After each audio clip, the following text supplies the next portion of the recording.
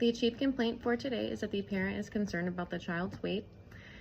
Patient is a 4-month-old male who presents to the clinic for a weight check. Mom reports child receives 4 ounces of breast milk via bottle every 4 hours. He sleeps from 7 p.m. to 8 a.m. and wakes up once during the night to feed at the breast for 15 to 20 minutes. The mother reports he gets distracted at the breast during the day. Mother is pumping around the clock. She does not give him formula. She has started introducing him to infant rice cereal at dinner time. She reports he mostly plays with the rice and does not eat it. She denies any reports of spit up or vomiting, no reports of clicking sounds heard during feedings, no history of tongue tie or feeding difficulties, no reports of choking during feedings, no reports of recent illnesses or hospitalizations. He is not in daycare at this time. He sleeps in a pack and play. He is in a rear-facing car seat. Immunizations are up to date. There are no other parental concerns currently. His last visit was June 20th, 2024 for a 4-month well child check. His weight at the previous visit was 14 pounds, 8.8 ounces and below the 30th percentile. He has no pertinent medical history. He has a past surgical history of circumcision performed February 5th, 2024 at St. Mary's Hospital. He is currently taking vitamin D3 drops, 1 drop by mouth daily. He is not on any other medications. He has no known drug, environmental, or food allergies. His family history includes a mother who is 31 years old and living.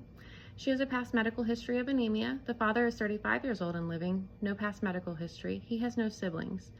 He lives at home with both parents in a house. There are no pets or smoke exposure in the home. The historian for today's visit is the mother. All review of systems were negative. My differential diagnoses include slow weight gain in a child. Slow weight gain in a child is usually multifactorial in origin and is described as a rate of weight gain being significantly lower than the weight percentile expected for a child in that age range. The child is below the 30th percentile for weight and is not showing signs of adequate growth. My second differential is inadequate caloric intake.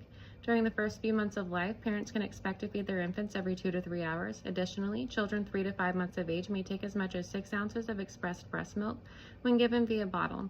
Due to the infant drinking 4 ounces every 4 hours and sleeping for long stretches at night, he is at risk for a calorie deficit. My third differential is parental knowledge deficit. Infants between 3 to 5 months of age should be fed every 2 to 3 hours for adequate nutritional intake. Furthermore, children should not be introduced to solids before 6 months of age. Due to the mother admitting that the child feeds every 4 hours, there is a parental knowledge deficit regarding infant feeding schedules present.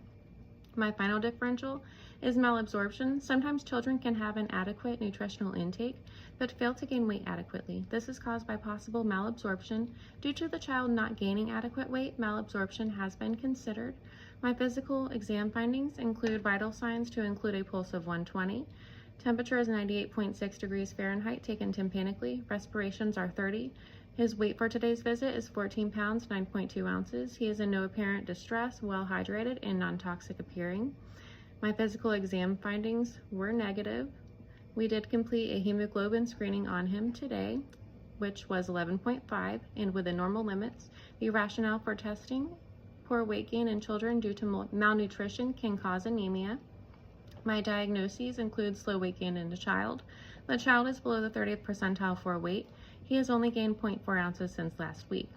My second diagnosis is inadequate caloric intake. Children 3 months of age should be drinking around 6 ounces of breast milk or formula if bottle feeding every 2 to 3 hours. He is only drinking 4 ounces of formula every 4 hours. My third diagnosis is parental knowledge deficit. Due to the mother describing the infant feeding habits as 4 ounces of breast milk every 4 hours and her introduction of rice cereal, there is a risk for a parental knowledge deficit. My management plan includes discussing introducing solids around 6 months of age, discussing offering 32 ounces of expressed breast milk or formula every day, discussing the importance of breastfeeding or bottle feeding with expressed breast milk or formula every 2 to 3 hours and as needed. He should continue his vitamin D drops daily until 1 year of age. There has been a slight increase in weight from the previous visit. He gained 0.4 ounces since the last visit, but he is still below the 30th percentile in weight. We did discuss normal growth and development, and my plan is for him to follow up in 1 week for a weight check. We also reviewed anticipatory guidance to include avoiding infant walkers, avoiding potential choking hazards, avoiding leaving the infant unattended, burn prevention, proper car seat placement, placing poisons in a locked cabinet, child-proofing the home, fall prevention, making night feedings brief and dull, and that most babies sleep through the night by 6 months of age.